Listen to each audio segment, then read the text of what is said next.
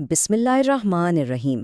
آج ہم دو ایسے رویوں پر بات کر رہے ہیں جو ہماری زندگی اور آخرت دونوں پر گہرا اثر ڈالتے ہیں۔ ایک ہے تکبر اور دوسرا ہے عاجزی۔ یہ صرف کوئی شخصیت کی خوبیاں یا خامیاں نہیں ہیں، بلکہ یہ وہ راستے ہیں جو ہماری روحانی منزل طے کرتے ہیں۔ تو چلیے ذرا گہرائی سے سمجھتے ہیں کہ ان کا اصل مطلب کیا ہے۔ یہ سوال واقعی انسان کو ایک لمحے کے لیے روک کر سوچنے پر مجبور کر دیتا ہے۔ آخر وہ کون سی اتنی چھوٹی، اتنی معمولی سی چیز ہو سکتی ہے جو جنت جیسی عظیم نعمت کے راستے میں رکاوٹ بن جائے؟ اس سوال کا جواب ہی ہمیں تکبر کی سنگینی کا احساس دلاتا ہے اور یہ بتاتا ہے کہ کیسے ایک بظاہر چھوٹی سی خامی ہمیشہ کے نقصان کا باعث بن سکتی ہے۔ تو اس موضوع کی جڑ کو سمجھنے کے لیے ہم سب سے پہلے چلتے ہیں قرآن کی طرف، جہاں اللہ تعالیٰ نے خود تکبر کے خطرے کے بارے میں ایک بہت ہی واضح اور طاقتور وارننگ دی ہے۔ سبحان اللہ، یہ آیت اپنی مثال میں کتنی زبردست ہے۔ دیکھیے، یہ صرف ایک حکم نہیں بلکہ یہ تو انسان کو اس کی حقیقت یاد دلانے والی بات ہے۔ ذرا ان الفاظ پر غور تو کریں کہ کوئی انسان چاہے جتنی بھی اکڑ دکھا لے، نہ تو اپنے قدموں سے زمین کو چیر سکتا ہے اور نہ ہی اپنا قد بڑھا کر پہاڑوں کی بلندی تک پہنچ سکتا ہے۔ تو اس مثال کا اصل نقطہ یہ ہے کہ تکبر ایک دھوکے کے سوا کچھ بھی نہیں۔ جس طرح انسان جسمانی طور پر اس کائنات کی طاقت کے سامنے بالکل بے بس ہے، اسی طرح اس کا غرور بھی حقیقت کے سامنے ایک بے معنی اور کھوکھلا دعویٰ ہے۔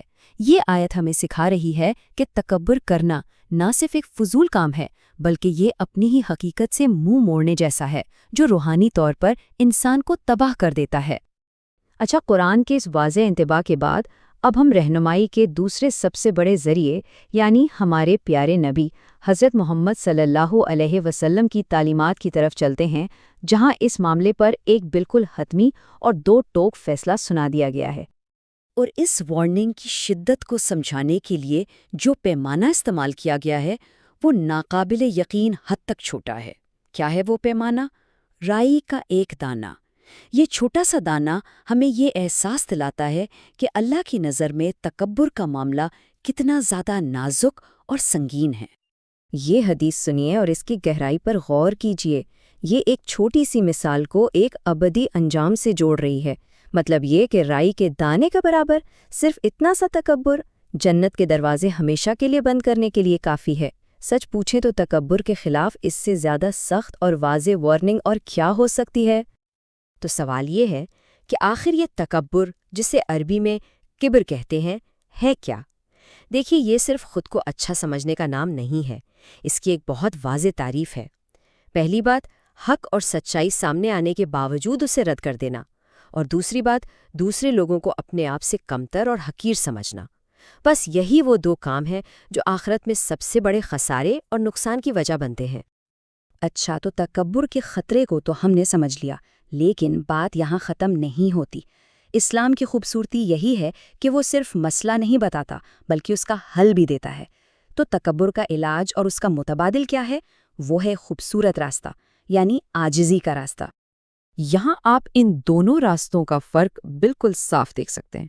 ایک طرف تکبر ہے جو انسان کو سچائی سے دور کرتا ہے، دوسروں کی نظروں میں گراتا ہے اور سیدھا نقصان کی طرف لے جاتا ہے، اور دوسری طرف ہے عاجزی، یعنی اللہ کے آگے سر جھکانا، لوگوں کے ساتھ اچھا سلوک کرنا، اور اس کا نتیجہ صرف اور صرف کامیابی۔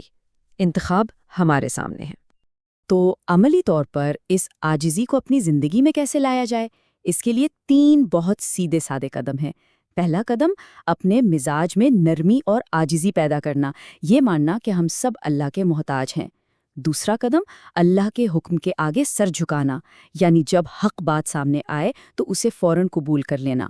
اور تیسرا قدم، اللہ کی مخلوق کے ساتھ اچھے اخلاق سے پیش آنا، یعنی کسی کو بھی خود سے کمتر نہ سمجھنا۔ یہ تینوں چیزیں مل کر تکبر کے زہر کا بہترین علاج بن جاتی ہیں۔ تو اس ساری گفتگو کے آخر میں کوئی خلاصہ نہیں بلکہ ایک بہت گہرا سوال ہے۔ اگر رائی کے دانے جتنا تکبر بھی اتنی بڑی سزا کا سبب بن سکتا ہے، تو پھر ہر لمحہ، ہر گھڑی اپنے دل کی نگرانی کرنا اور اسے اس بیماری سے بچا کر رکھنا کتنا ضروری ہے؟ یہ وہ سوال ہے جو ہم میں سے ہر ایک کو خود سے بار بار پوچھنا چاہیے۔